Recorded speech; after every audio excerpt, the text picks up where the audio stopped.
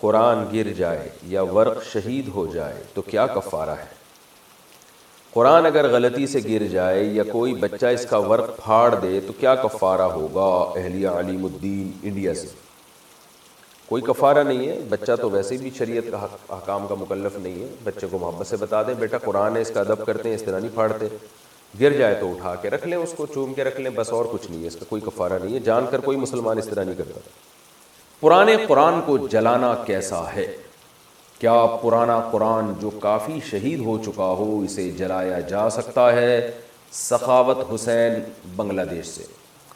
دیکھیں، کبھی کسی چیز کو جلایا جاتا ہے توہین کے لیے، نفرت کے اظہار کے لیے، اور کبھی جلایا جاتا ہے توہین سے بچانے کے لیے۔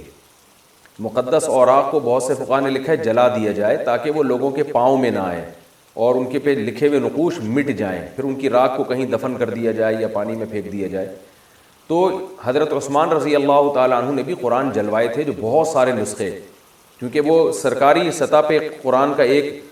خاص ترتیب سے لکھا گیا، تو لوگوں کے پاس مختلف ترتیبوں سے لکھے ہوئے تھے قرآن، تو یہ ڈر تھا کہ جب یہ مختلف ترتیبوں سے قرآن لکھے ہوئے بعد کے لوگوں کے پاس جائیں گے تو ان میں لڑائی ہو سکتی ہے، اختلاف ہو سکتا ہے کہ ان میں کون سا صحیح ہے کون سا غلط ہے، حالانکہ وہ سارے صحیح تھے، لیکن ایک انتظامی مسئلہ تھا۔ تو حضرت عثمان نے حضرت حذیفہ بن یمان رضی اللہ تعالیٰ عنہ کے مشورے پر عمل کیا، اور جو سرکاری سطح پہ جو ایک قرآن مرتب کر کے لکھوایا گیا، اس کے علاوہ تمام نسخے قرآن مجید کے جلا دیے گئے۔ تو وہاں کسی نے بھی نہیں کہا کہ یہ قرآن جلا رہے ہیں، وجہ یہ تھی کہ وہاں قرآن کا جلانا قرآن کی توہین کے لیے نہیں تھا، بلکہ قرآن کی حفاظت کے لیے تھا، تاکہ ایک ہی طرح کا قرآن لوگوں کے سامنے جائے۔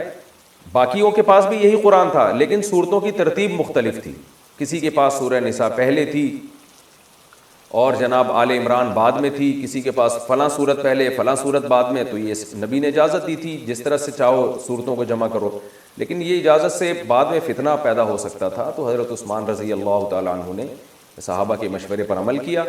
اور ایک ہی ترتیب سے لکھ دیا کہ بھئی الحمد سے لے کے والناس تک اس ترتیب پہ اب قرآن لکھا جائے گا، اس کے علاوہ کوئی ترتیب کسی کے پاس ہے تو اس کو ختم کر دیں۔ تو جلایا کیوں؟ توہین کے لیے نہیں بلکہ حفاظت کے لیے۔ تو اس سے پتہ چلتا ہے کہ قرآن کو اگر حفاظت کے لیے جلایا جا رہا ہے، کیا مطلب توہین سے حفاظت کے لیے، تو یہ جلانا بالکل جائز ہے۔ میں اس پہ اتنی تفصیل اس لیے بیان کر رہا ہوں کہ سرگودا میں ہمارے ایک بہت ہی قریبی دوست ہیں، عالم بھی ہیں، اور اللہ نے ان سے بڑا کام بھی لیا ہے۔ انہوں نے ایک ادارہ بنایا کہ بھئی مقدس اوراق کی حفاظت کا، تو اب وہ مقدس اوراق کو لے جا کر ٹھکانے لگانا پورے شہر کے اوراق بہت مشکل کام ہے۔ تو میں نے ان کو مشورہ دیا کہ بھئی ایک یہیں اس ادارے میں ایک زمین کھودیں اور اس میں یہ اوراق رکھ کے جلا دیا کریں۔ تو کانوں کو ہاتھ پکڑ لیا انہوں نے کہا بھائی ایک دفعہ ہم نے یہ کیا تھا کہ ہم نے جلایا نہیں بلکہ غلطی سے آگ لگ گئی، تو وہ پڑوسیوں نے کمپلین کر دی اور فوراً جو ہے نا تھانے میں رپورٹ کرا دی کہ قرآن کی توہین کر رہے ہیں۔ تو اس معاملے میں نا ہماری قوم کو حد سے زیادہ جذبہ، عمل ڈھیلے گا نہیں ہے ہمارا قرآن پر، لیکن بس موقع چاہیے کہ عشق رسول اور قرآن کے عشق کے نام پہ نا کوئی موقع چاہیے ان کو کہ یہ ثابت کرنا کہ ہم سے بڑا عاشق کوئی نہیں ہے۔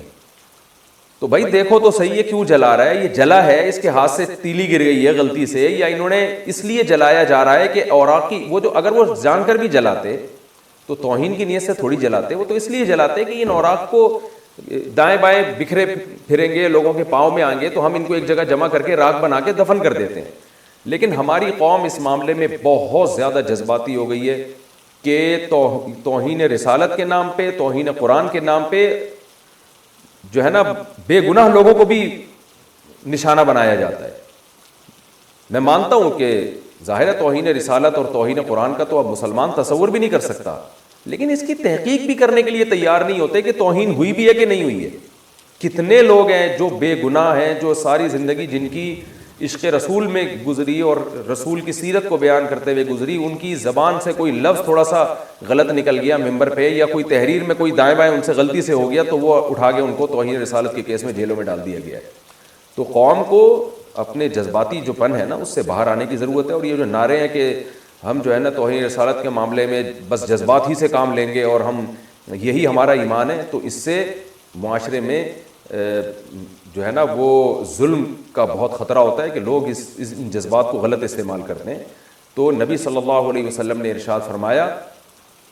الرفق ما کان فی شیء الا زانا وما نزع عن شیء الا شانا. جب بھی کسی معاملے سے نرمی نکال دی گئی نا تو وہ معاملہ بیڑا غرق ہو جائے گا, اور جب بھی کسی معاملے میں بردباری اور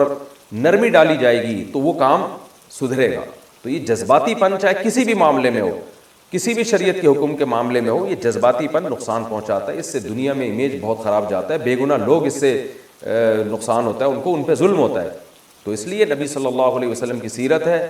کہ آپ صلی اللہ علیہ وسلم نے ایک صحابی سے فرمایا کہ تمہارے اندر 2 خصلتیں ایسی ہیں جن کو اللہ اس کے رسول پسند کرتے ہیں, اور آپ نے فرمایا وہ 2 خصلتیں ہیں الحلم والانات, کہ تمہارے اندر برداشت ہے اور تمہارے اندر بردباری ہے, جلدی فیصلہ نہیں کرتے.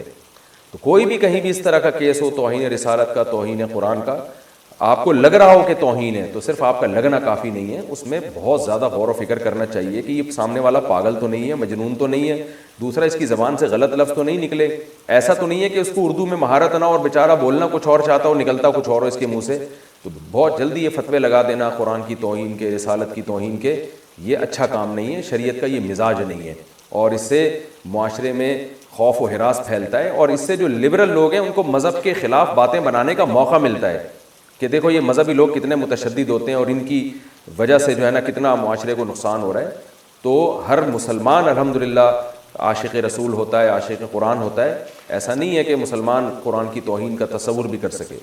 تو اس لیے اگر کہیں ہو رہا ہے تو غور و فکر. یہی مسئلہ غیر مسلم کے ساتھ بھی ہے کہ غیر مسلم پر بھی آپ فوراً توہین رسالت کا فتویٰ نہیں لگا سکتے.